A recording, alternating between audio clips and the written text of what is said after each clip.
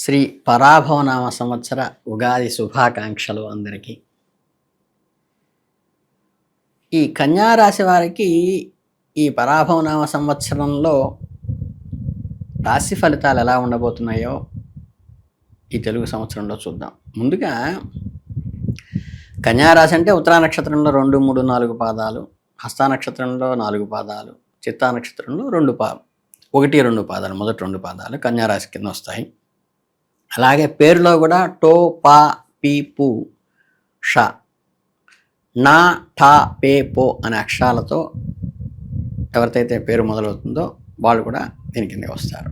ఇక ఆదాయ వ్యయాలకు చూస్తే ఆదాయం 8 గాను, ఖర్చు 11 గాను ఉంది. అంటే ఏంటంటే ఆదాయం 8 ఉంటే ఖర్చు 11 ఉంది, కానీ రాజపూజ్య అవమానం 3 ఉన్నాయి. అవి కందాయ ఫలాలు.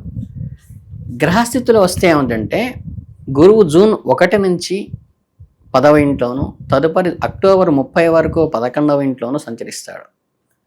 తర్వాత ఫిబ్రవరి 24 వరకు 12వ ఇంట్లో వ్యయంలో ఉంటాడు. సంవత్సరాంతం వరకు 11 ఇంట్లో. శనిదేవుడు వచ్చేసి ఏంటంటే 7వ స్థానంలో ఉంటాడు. రాహు అక్టోబర్ 1 నుండి 6వ ఇంట్లోనూ, తర్వాత 5వ ఇంట్లోకు, కేతు అక్టోబర్ 1 వరకు 12వ ఇంట్లోనూ, తదుపరి 11 ఇంట్లోనూ ప్రవేశిస్తారు. ఈ ఓవరాల్గా ఈ గ్రహ సంచారం అంతా సూచిస్తే ఈ సంవత్సరం అన్ని రంగాల్లో కూడా తాము చేసే వృత్తి వ్యాపారాల్లో పరిస్థితుల్లో కలిసికొచ్చే సూచనలే ఉన్నాయి. ముఖ్యంగా ఆరోగ్యపరంగా లాభం చేకూరుతుంది, ధనలాభం కూడా కలుగుతుంది, బంధుమిత్రుల సహాయ సహకారాలు మీకు లభిస్తాయి, వాహన సౌఖ్యం కలగటమే కాకుండా సంతానపరమైన సౌఖ్యం కూడా లభిస్తుంది. శత్రువుల పైన ఆధిక్యతను సాధిస్తారు. జీవిత భాగస్వామి సౌఖ్యం అంటే కళత్ర సౌఖ్యం కూడా కలుగుతుంది. ఈ సంవత్సరం వివిధ వర్గాల వారిని పరిశీలిస్తే రాజకీయ నాయకులకు పేరు ప్రఖ్యాతులు సన్నగిల్లే అవకాశం ఉంది. పార్టీలతో భేదం రావచ్చు, మరియు పదవీ గండం ఉన్నప్పటికీ ధనలాభం మాత్రం ఉంటుంది. ఉన్నత ఉద్యోగులకు జ్ఞాపక శక్తి పెరుగుతుంది, మరియు ఉన్నతాశయాలతో నెరవేర్చుకోగలుగుతారు.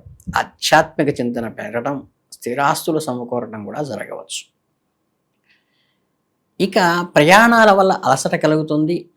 మహిళా ఉద్యోగస్తులకైతే అసంతృప్తికరమైన జీవనం కొంత కనిపిస్తుంది. ప్రభుత్వపరమైన లావాదేవీలు పూర్తవుతాయి, కానీ విపరీతమైన ఖర్చులు కూడా పెరుగుతాయి. కాంట్రాక్టుదారులకి కొన్ని విషయాల్లో అపజయాలు, ఆటంకాలు ఎదురైనప్పటికీ ధైర్యంతో ముందుకు వెళ్ళటం, సాహసంతో మీకు ఫలితం వస్తుంది. ముఖ్యంగా June, July, October, November, December మాసాల్లో ధనలాభం కలుగుతుంది. రైస్ మిల్లర్లకు స్వల్ప ఇబ్బందులు ఉన్న ఆర్థిక లాభం అయితే కలుగుతుంది. కోర్టు మున్నగు వాటి ద్వారా వ్యతిరేకత ఉండవచ్చు. సినీ పరిశ్రమ వారికి అన్ని రంగాల్లో విజయం లభిస్తుంది. న్యాయవాదులకు బంధుమిత్రుల వల్ల సంతోషాలు, శత్రుజయము, ఆకస్మిక ప్రయాణాలు లాంటివి కూడా కలుగుతాయి. కోర్టు ఉద్యోగులకు అవగాహన రాహిత్యము, ధనవ్యయము, అకారణ విరోధాలు కూడా కలిగే సూచన అయితే చెప్తున్నాం. అంటే నూతన పరిచయాలు, ఊహించిన సంఘటనలు ఎదురై ప్రభుత్వం సహాయం కూడా లభించాల్సిన అవసరం వస్తుంది. అంటే భూమి, ఇండ్ల వ్యాపారస్తులకు అంటే రియల్ ఎస్టేట్ వాళ్ళకి అమ్మకాల వృద్ధి, సౌఖ్యము లభిస్తాయి. ఈ ఇండస్ట్రియలిస్ట్ అంటే పారిశ్రామికవేత్తలకి కొత్త పనుల్లో చికాకులు ఉన్నప్పటికీ ధనలాభము, వ్యవహార జయం మాత్రం కలుగుతాయి. సిమెంటు, కలప, శానిటరీ వాళ్ళకి మంచి లాభాలు కలుగుతాయి. రంగుల వ్యాపారులకు కొద్దిపాటి కుటుంబ వ్యవహారాల్లో భూ వివాదాలు కలిగే అవకాశం ఉంది. చేతి వృత్తుల వారికి అప్రయత్న ధనప్రాప్తి కలుగుతుంది. సామాన్య సుఖ సంతోషాలన్నీ కూడా కలుగుతాయి. ఇక సంవత్సర ప్రథమార్థానికి వచ్చేసరికి అంటే సుమారు జనవరి నుంచి జూన్ వరకు ఫలితాలు పరిశీలిస్తే రాజకీయ వ్యవహారాల్లో జయము, మరియు వృత్తి ఉద్యోగాల్లో సంతృప్తి కలుగుతుంది. స్త్రీల మూలకంగా కలహాలు సంభవించే అవకాశం ఉన్నది కాబట్టి జాగ్రత్త పడండి. సామాన్య ధనలాభం ఉంటుంది. మనో విచారము, ఆందోళన, ప్రయాణాల్లో ముప్పు కొంచెం సూచన మాత్రంగా చెప్పడం జరుగుతుంది. ఇకపోతే ప్రయత్నించిన కార్యాలు ఫలించకపోవటం వల్ల కొంత అనీజీనెస్ వచ్చిన ధనలాభం ఉంటుంది, సుఖజీవనం కలుగుతారు, గౌరవ మర్యాదలు పెరుగుతాయి. అన్ని కార్యాలలోనూ జయము, బంధుమిత్రుల దర్శనంతో కలుగుతాయి. అలాగే ధార్మిక విద్యా సంస్థలు మోసపూరిత పనులు చేయటం వల్ల విద్యకు నష్టం కలగవచ్చు. తలచిన పనులు పూర్తవుతూ ఉంటాయి. ఆర్థిక శుభాలు కలుగుతూ ఉంటాయి. ప్రకృతి సంబంధమైన వైపరీత్యాల వల్ల కొంత, నేచర్ ఆఫ్ గాడ్ వల్ల కొంత ఇబ్బందులు కలగవచ్చు. గృహ భూ సంబంధిత విషయాల్లో కొన్ని చిక్కులు ఏర్పడతాయి. అకారణ కలహాలు వస్తాయి. అయినప్పటికీ కూడా మనోధైర్యంతో ముందుకెళ్తే మనోల్లాసము, కీర్తి, వృద్ధి, ధనలాభము కూడా కలుగుతుంది. మాసాంతంలో కొంచెం బాధలు కలగవచ్చు. కొద్దిపాటి లాభాలు, ఆనందం కలుగుతాయి.